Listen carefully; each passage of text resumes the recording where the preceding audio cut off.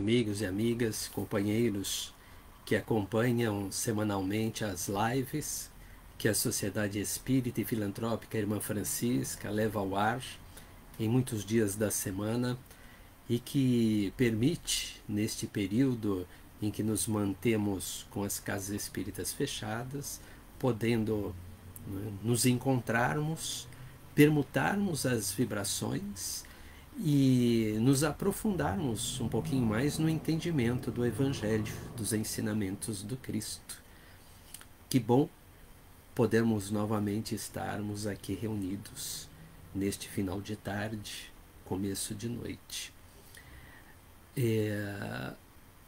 Gostaria de lembrar a todos aqueles que estão entrando pela primeira vez nas lives promovidas pelo Centro Irmã Francisca, que as lives do Evangelho acontecem às terças, quartas, quintas e sábados, sempre às 19 horas.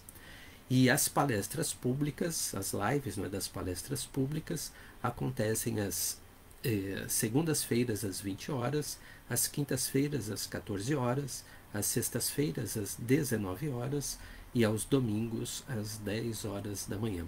Então vejam que diariamente temos a oportunidade de nos encontrarmos para tratar de algum tema relativo à doutrina espírita.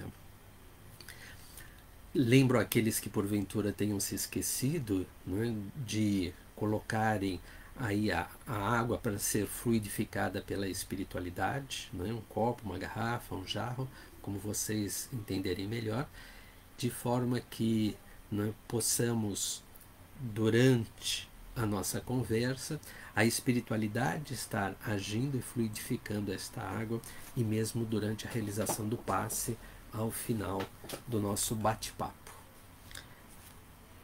Antes de mais nada, precisamos nos preparar, para estarmos juntos da espiritualidade. Então eu peço a todos vocês que nestes instantes nos acompanham, que elevem o pensamento a Deus, a Jesus, trazendo na mente uma imagem da criação divina, que nós possamos imaginar a natureza à nossa volta. Muitos de nós se sensibilizam com as águas mansas de um regato, com as ondas quebrando na praia, com o som dos pássaros no meio da mata, com o sorriso e o abraço carinhoso de uma criança, qualquer imagem feliz da criação divina que possa nos permitir elevarmos-nos em pensamento e buscarmos na figura do Cristo a imagem do ser mais perfeito que podemos conhecer enquanto espíritos aqui reencarnados, pedindo ao Mestre que possa derramar sobre nós as suas bênçãos, que possa nos permitir adentrar a sua intimidade através do seu Evangelho e que possamos então aurir para nós mesmos as energias e as vibrações deste Espírito luminoso que governa os destinos do nosso planeta e que nos sustenta enquanto humanidade terrena. Que nós possamos, amparados por estes benfeitores amigos, estarmos abertos e receptivos aos ensinamentos da noite de hoje. Que este aprendizado possa calar fundo em nossa consciência e fazer parte do nosso patrimônio espiritual, que doravante estaremos levando por toda a eternidade. Mestre Jesus, permaneça conosco durante a realização deste trabalho. Obrigado, Senhor. Que assim seja. Nós estamos tratando aqui do capítulo 21 do Evangelho. Haverá falsos cristos e falsos profetas, né?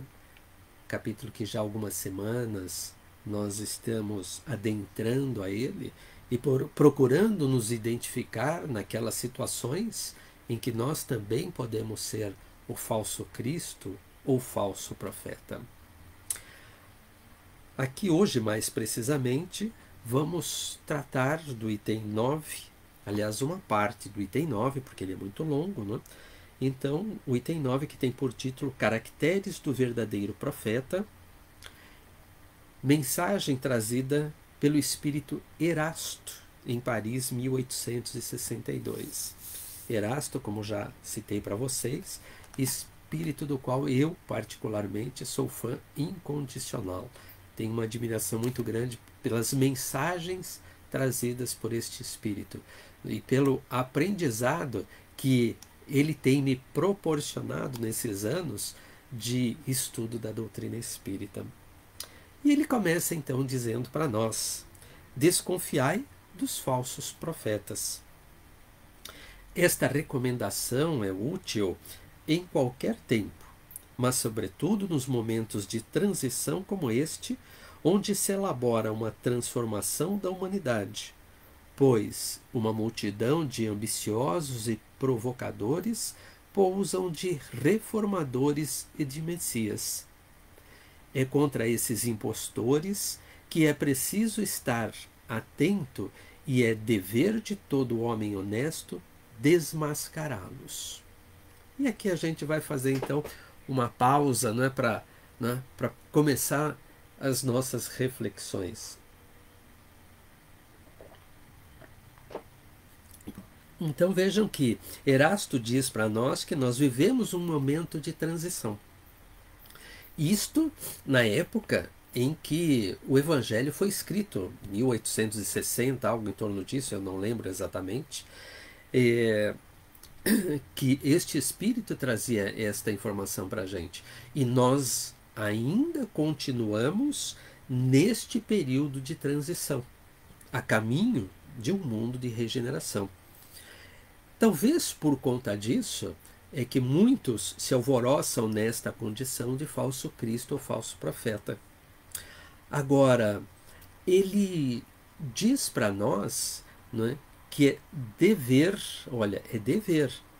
Ele não diz que é importante, não é que é necessário, não, é um dever desmascarar, não é, esses falsos cristos e falsos profetas. E aí então vem a primeira interrogação, a primeira questão, né? Como é que eu faço isto?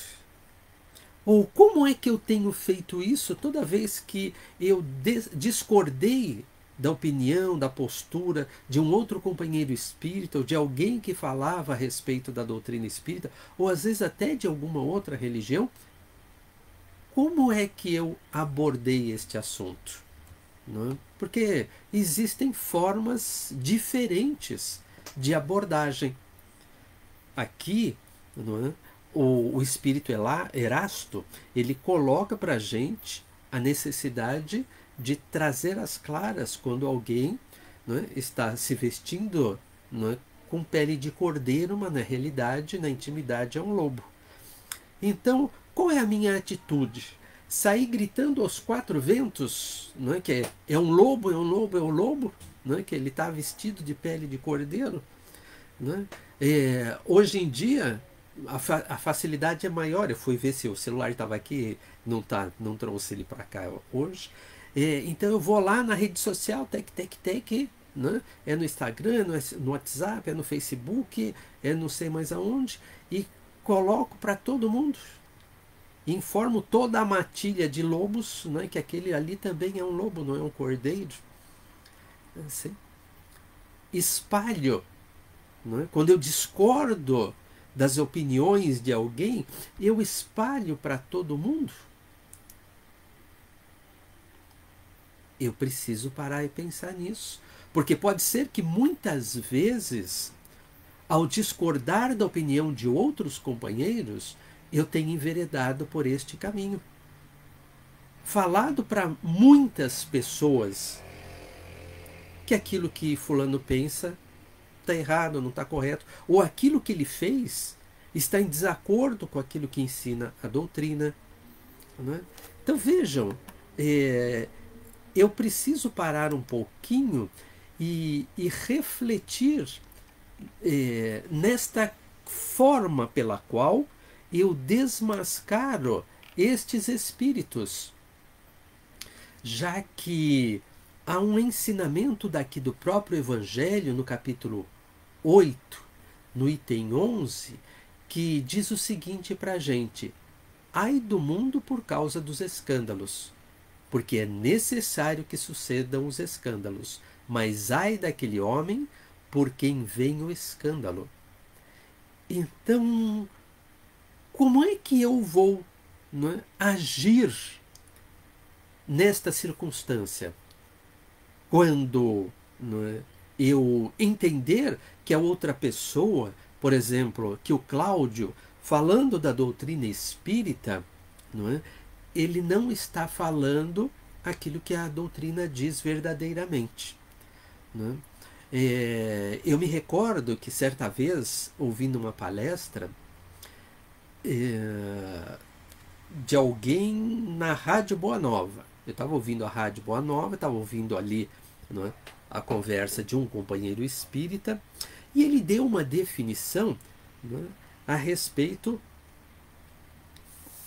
de obediência e resignação. Não é? E uma parte da informação estava correta.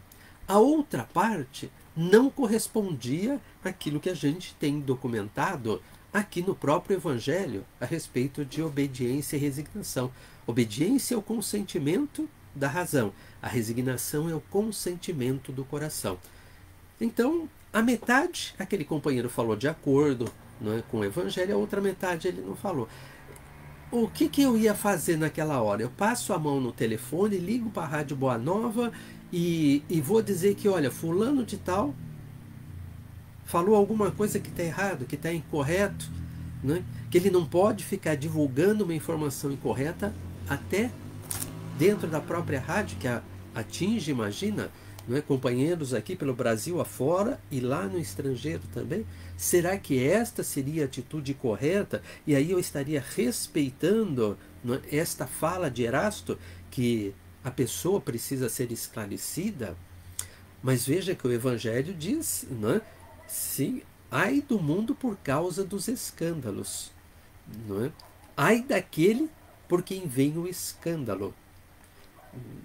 Num outro item daqui do Evangelho, no capítulo 10, bem-aventurados os misericordiosos, o item 13, não julgueis para não seres julgados, não é? A espiritualidade fala o seguinte: a censura de conduta alheia pode ter dois motivos: reprimir o mal ou desacreditar a pessoa, né, cujos atos eu estou criticando. Né? E aí? Qual é a minha intenção? Reprimir um mal ou desacreditar a pessoa cujos atos criticamos? Então, né, voltando a este próprio exemplo que eu coloquei para vocês, né, de estar ouvindo, né, a apresentação na rádio e ter esta falha. O quanto esta falha daquele companheiro poderia prejudicar a todos nós que estávamos naquele momento ouvindo a fala dele? Qual seria o prejuízo para nós? Qual seria o prejuízo para mim? Principalmente para mim, porque, não é, eu conheço aquilo que Kardec fala a respeito, então para mim o prejuízo é zero, absolutamente nulo. Para as outras pessoas que estariam ouvindo, não é, qual o prejuízo para elas? Não é? Talvez fosse muito pequeno, efetivamente. E se elas tiverem interesse em consultar para ver o que diz a espiritualidade, né, é muito simples. Olha, eu abro o arquivo em PDF, não é, do Evangelho, e vou lá, coloco obediência, coloco resignação, e imediatamente eu vou, não é, e encontro qual é a definição correta. Então o prejuízo hoje em dia, efetivamente, é muito pequeno. Qual seria então a minha intenção ao tentar corrigir aquilo? Ao vir a público e trazer, não é, que um outro companheiro cometeu uma falha durante a sua apresentação. Não é? Eu quero causar o escândalo, efetivamente, não é? Desacreditar a pessoa que eu estou criticando, ou eu quero reprimir o mal? Então eu preciso olhar isto. Eu trabalho, por exemplo, em uma organização e de repente eu identifico por parte de algum companheiro uma prática que não é correta. Não é? Por exemplo, está desviando recursos ou financeiros ou materiais da empresa. Qual deve ser a minha postura? Não é? Porque aquilo vai ser um escândalo, não é? Com toda certeza. Assim, então, qual é a minha postura diante de uma situação daquelas? Reunir todo mundo na organização e, olha, fulano de tal está fazendo isso, isso, isso, isso. Né? Olha, reunir todo mundo na organização. O que vai resolver para mim, para ele e para o resto da organização? Então, eu preciso começar a olhar quando, não é, eu não concordo com alguma coisa, não é, como é que eu ajo? Numa situação um pouco mais simples. Não é? Vamos supor que eu e a esposa temos opiniões diferentes a respeito de determinado assunto. E nós gostaríamos de ter a aprovação das nossas filhas. Então, não é, como eu me senti machucado com a opinião da minha esposa, não é, qual é a minha atitude, por exemplo? Não é? Eu vou e converso com a filha A, é, para falar para ela que a mãe dela não está certa no julgamento, no conceito, no princípio, no valor que ela tem. Vou para a filha B, né, e digo que uma atitude dessa natureza prejudica o nosso relacionamento. Eu vou, né, na filha D, estou numerando as filhas, viu, gente? Porque, né, nós temos 4 aqui em casa, tá? Não estranhe, não. Né? Mas vejam, né, ao agir desta forma, eu estou minando a credibilidade da minha esposa.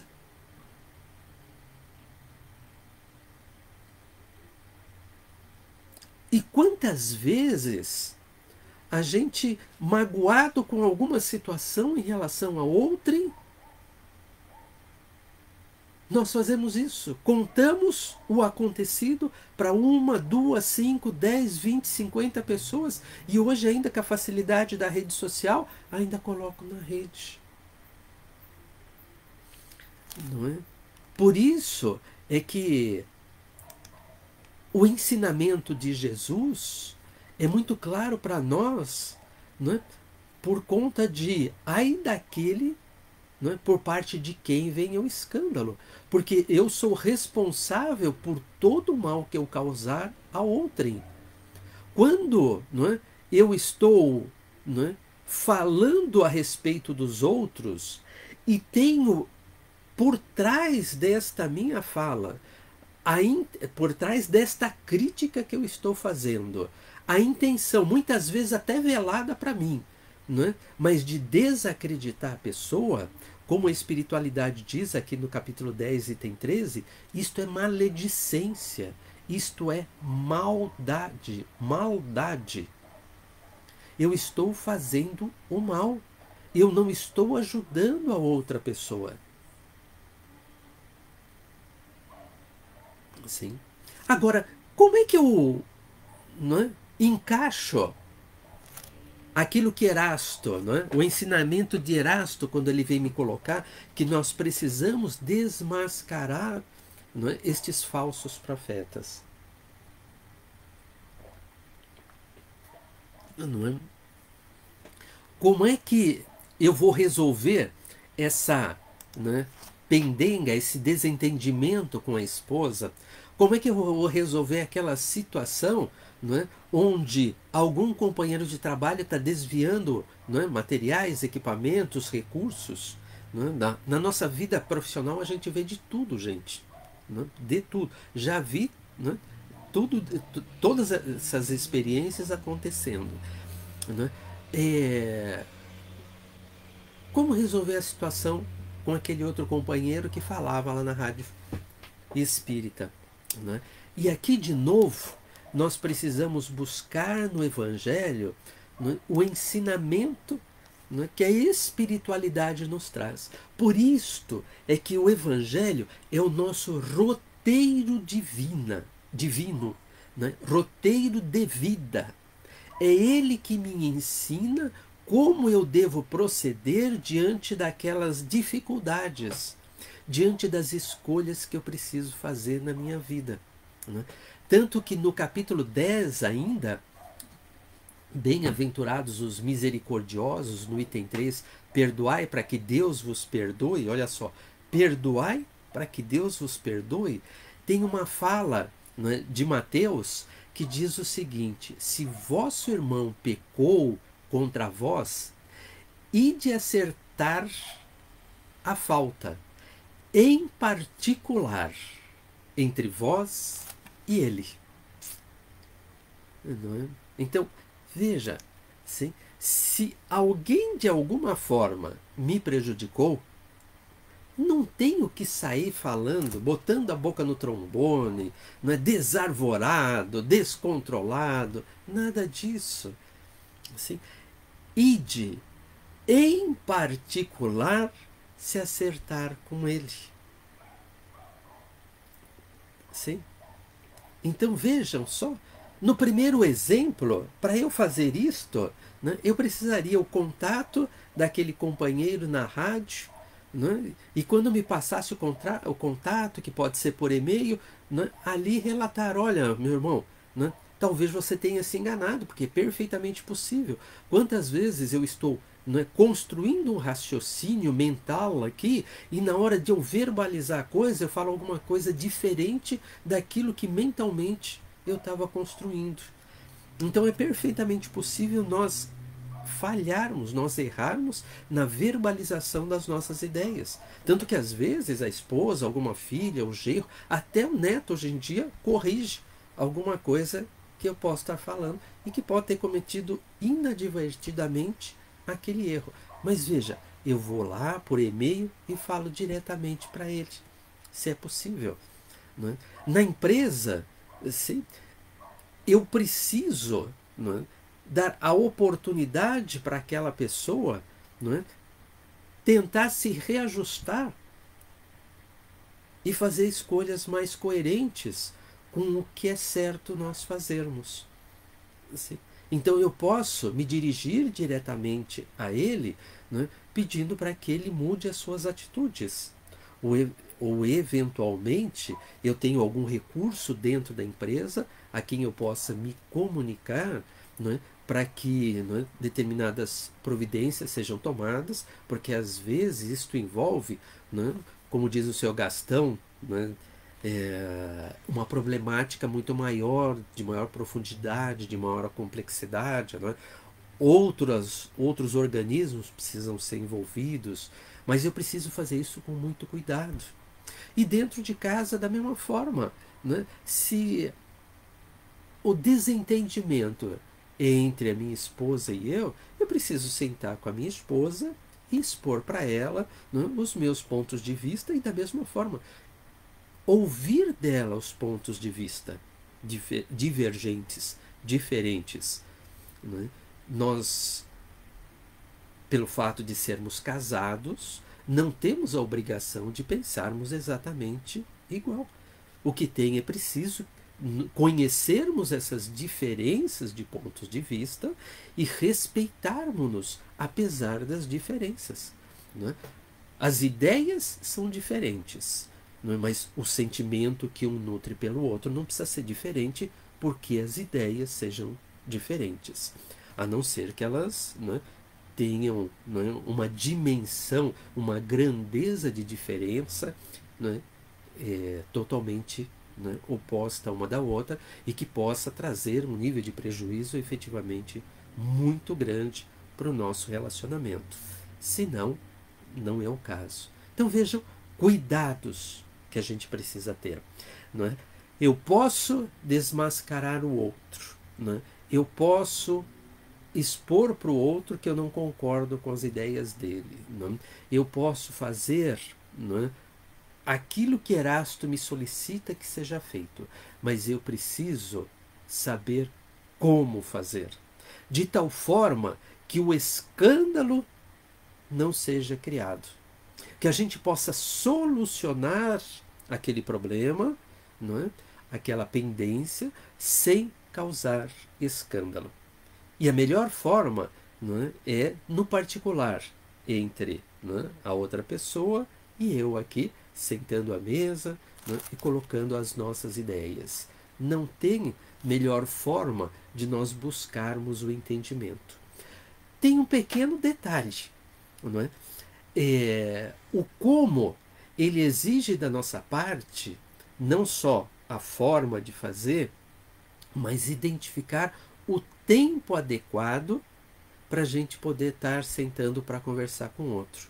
Porque às vezes existem situações em que o nosso relacionamento está tão conflituoso que não é possível nós sentarmos à mesa para conversar e nos entendermos. Então é preciso esperar o tempo propício, adequado, né, para que haja predisposição, não é, das duas partes para o entendimento. Enquanto isso, nós fazemos um trabalho mental pedindo para a espiritualidade para nos ajudar, não é, para nos fortalecer, para nos inspirar os melhores sentimentos, para que a gente chegue para a conversa desarmado. Então, é preciso ter a noção do tempo. Qual é o tempo adequado? Porque senão, né, no time, né, ou fora do time, fora do tempo, ou antes do tempo, ou depois do tempo, provavelmente nós não vamos ser bem-sucedidos na nossa empreitada. Então a gente precisa ter, né, esta noção também do tempo adequado, né, para que a gente possa resolver aquela situação de conflito. Aí, né, o título deste item, né, Caracteres do Verdadeiro Profeta, né, nós precisamos agora dar um pulinho até o Livro dos Espíritos, lá na questão 624, né, onde Kardec pergunta: qual é o caráter do verdadeiro profeta? Vejam, e aí, né, a espiritualidade responde: o verdadeiro profeta é um homem de bem inspirado por Deus. Olha que, vejam, não é uma coisa só, né? É um homem de bem e inspirado por Deus. Então, não é? Este é um convite da espiritualidade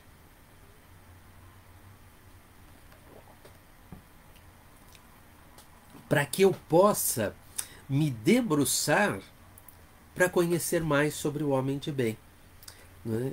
Em semanas anteriores, não é, eu tenho dito que para eu saber se eu sou um falso Cristo, falso profeta, eu preciso me conhecer em maior profundidade. Eu preciso buscar o conhecimento de mim mesmo, como me orienta Santo Agostinho nas questões 919 e 919A do Livro dos Espíritos.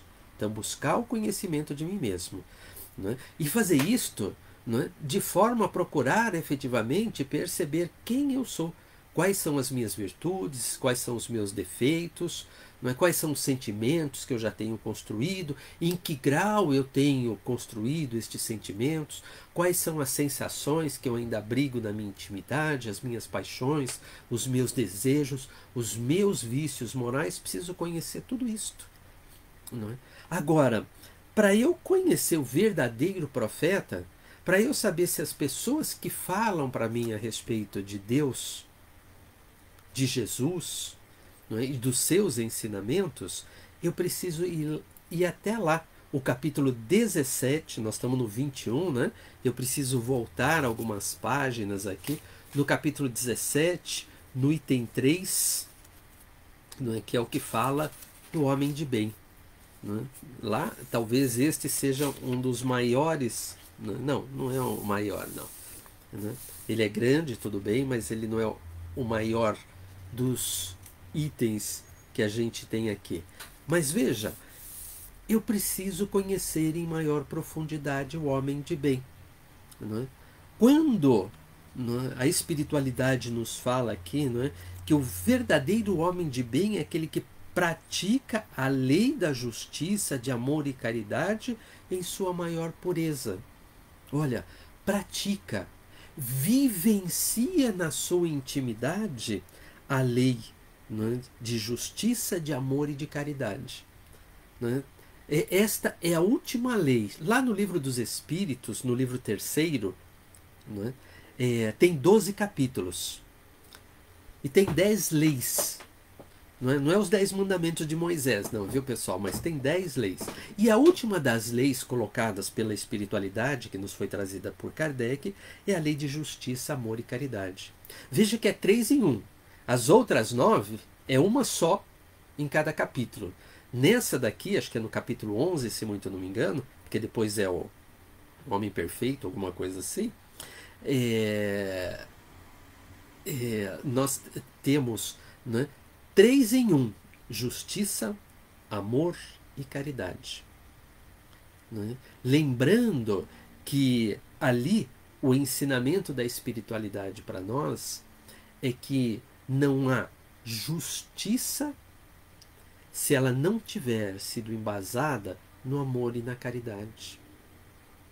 Assim, então a justiça, ela precisa destes 2 componentes, a amorosidade e a caridade, como bases para que ela seja verdadeira. Senão ela é como a justiça humana, não é? A justiça humana que é extremamente falha, não é? E que precisa melhorar muito ainda. Sim? Se interroga a consciência sobre os seus próprios atos. Então vejam que aqui no homem de bem, não é? A espiritualidade nos diz que é preciso interrogar a própria consciência, que é o que nos ensina Santo Agostinho lá nos itens 919 e 919A. Toda noite antes de repousar, não é? Interrogar a própria consciência para ver se está fazendo aquilo que precisa ser feito. Se eu estou cumprindo com os meus deveres. Não é? Diz ainda que se fez todo o bem que podia ter feito, se não negligenciou voluntariamente uma ocasião de ser útil. Puxa, quantas vezes eu me dou conta, após, né, um acontecimento na minha existência, um acontecimento cotidiano, corriqueiro, né, eu vi que perdi a oportunidade de ser útil. Não é? E agora me vem à mente um acontecimento próximo daqui, não é? Ali na Drogazil, na esquina da Duque de Caxias com a Moreira César, em frente à Padaria Real. Não é? Eu saí da Drogazil, tinha comprado as coisas que precisava, não é? E ali fica um rapaz, tem um senhor na parte da manhã e na parte da tarde fica um rapaz mais jovem pedindo lá as moedinhas, não é? E eu notei que ele andava com uma certa dificuldade, e a gente já se conhece de longa data, de alguns anos, sim? E eu perguntei a ele, não é, por que ele estava andando assim aparentemente de forma desconfortável. Sim? Ele me explicou, não é, que ele estava com um problema de pele que obrigava ele, não é, a andar daquela forma. E que justamente ele estava juntando o dinheirinho dele para comprar uma pomada, que não sei se era hipoglosa, alguma coisa assim. Né? E eu, tá bom, tudo bem. Peguei a moedinha, né, de troco que eu tinha recebido, dei para ele, entrei no carro e fui embora. Aí depois eu fiquei pensando, custava muito eu ter voltado, comprado a pomada, entregado para ele não precisar gastar as moedinhas que ele estava arrecadando ali. Mas não fiz isso. perdi a oportunidade, veja, de ser útil, de fazer o bem que podia para alguém e que para mim não ia custar absolutamente nada, comprar um tubinho de pomada. Meu Deus do céu, quantas vezes essas situações acontecem e eu só me dou conta ainda, com todo o conhecimento da doutrina espírita que eu tenho, que passou no meu nariz a oportunidade, seguiu em frente e eu perdi novamente esta. Outras vezes eu aproveito. Né? Outras vezes a ficha cai um pouco mais cedo.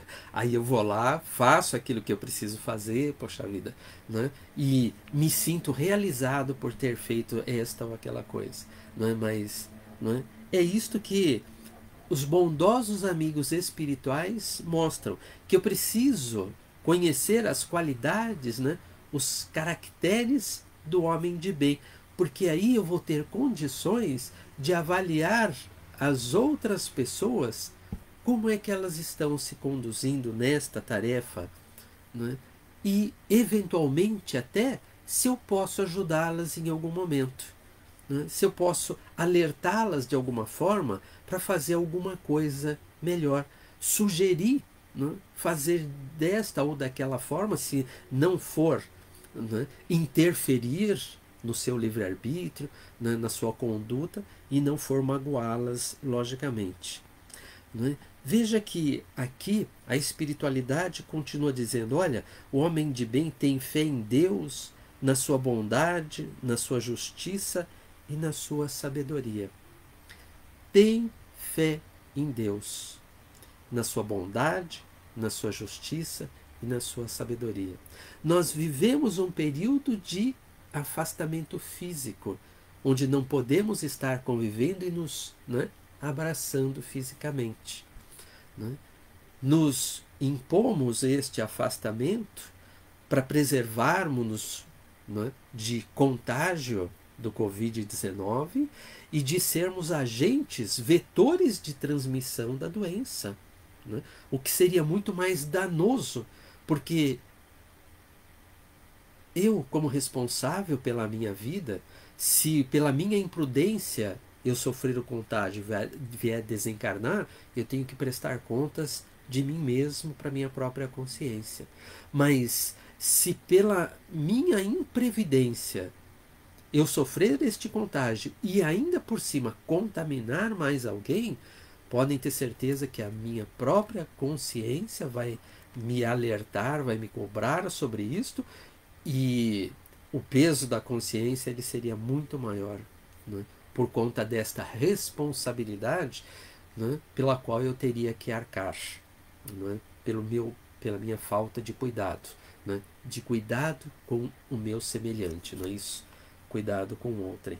Então, né, apesar de tudo isto que vem acontecendo no planeta Terra com o Covid-19, eu ainda, né, busco, dentro desta fala aqui da espiritualidade, ter fé em Deus, na bondade de Deus, confiando e aceitando de forma obediente e resignada que estes são desígnios de Deus, que eu posso não compreender a sua causa neste momento, mas que se são desígnios de Deus, está tudo certo. E eu preciso, isto sim, aprender para quê? Para que eu preciso vivenciar esta experiência? Muitas vezes dolorida, quando tenho pessoas do meu círculo familiar, do meu círculo de amigos, não é isso? Vivenciando a doença e muitas vezes desencarnando por conta dela. Assim. Mas ainda assim, apesar da experiência dolorosa, me esforçando por manter o controle, a esperança, o otimismo, trazendo, através da inteligência e dos recursos de reflexão que eu possuo, de que Deus sabe o que é melhor para a humanidade terrena e preciso descobrir junto de vocês, não é, qual é o aprendizado que eu preciso extrair desta experiência que com toda certeza vai marcar nossa geração aqui. O ano de 2020 não será, não é, igual aos nossos outros anos da experiência terrena. Então, obediência e resignação, para que eu possa vivenciar este ensinamento. Tem fé em Deus, na sua bondade, na sua justiça e na sua sabedoria. Aqui, gente, a gente podia continuar falando, né, do homem de bem por pelo menos mais umas 2 ou 3 horas. Mas nós temos a nossa limitação de tempo e já avançamos no tempo.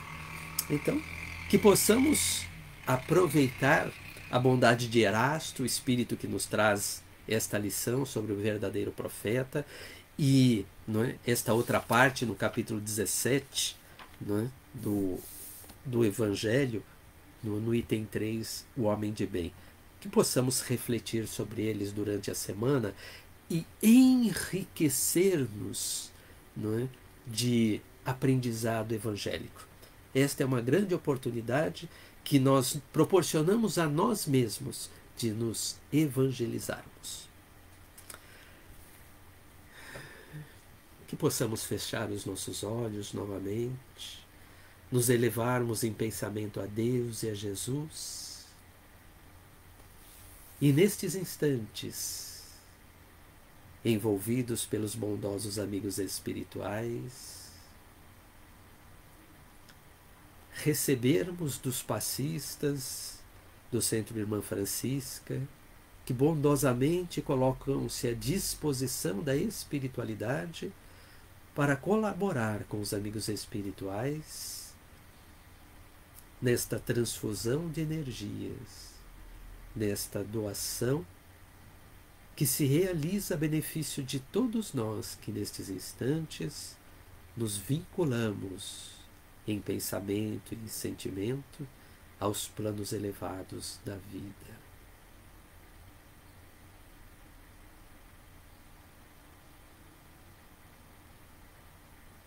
Nós vos pedimos ainda, Mestre Jesus, que em havendo algum companheirinho desencarnado em nosso lar, vinculado a nós pelos nossos pensamentos e nos nossos sentimentos, muitas vezes desequilibrados, que estes irmãos possam ser levados até os postos de socorro da espiritualidade, como a nossa própria casa, a Irmã Francisca, a fim de que estes irmãos possam ser acolhidos, tratados e esclarecidos, a fim de continuarem a sua jornada no plano maior da vida, mas levando na sua própria intimidade a luz de Jesus em seus corações.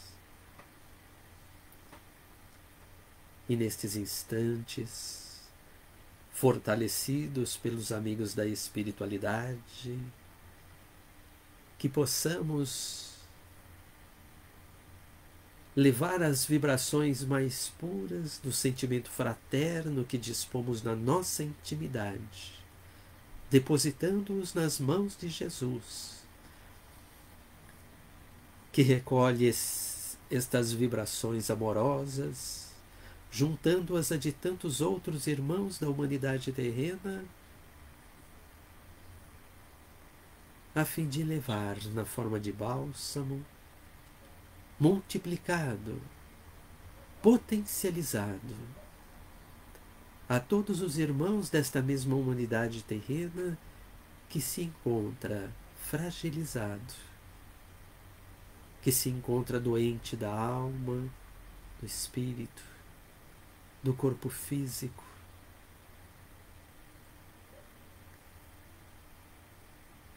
que em sua fragilidade perdeu as esperanças, a fim de que todos estes irmãos tenham fortalecidos na sua intimidade a coragem, a vontade, a fé, a própria esperança,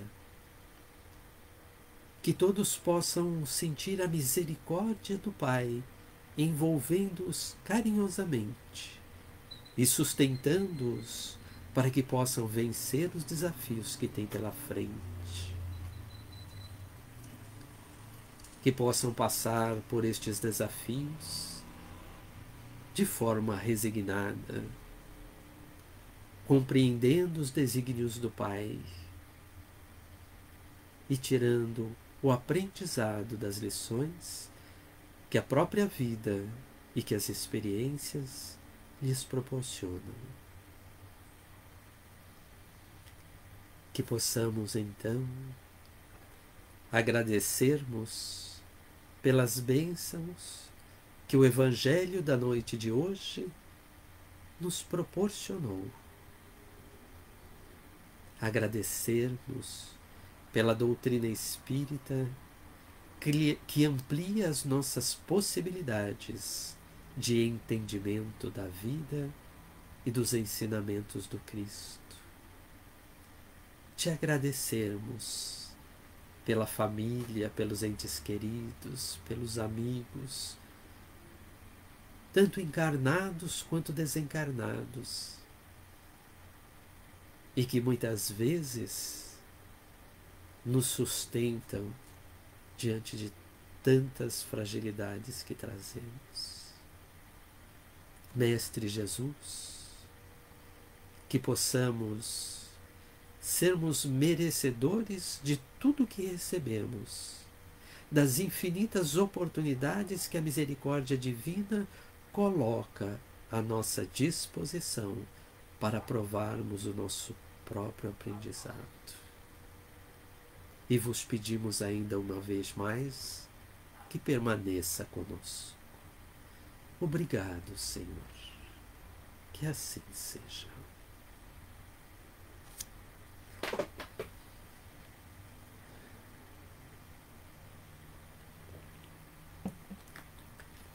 Gente, muito obrigado pela companhia, pelo carinho de vocês, pelas vibrações que vocês emanam dos vossos lares.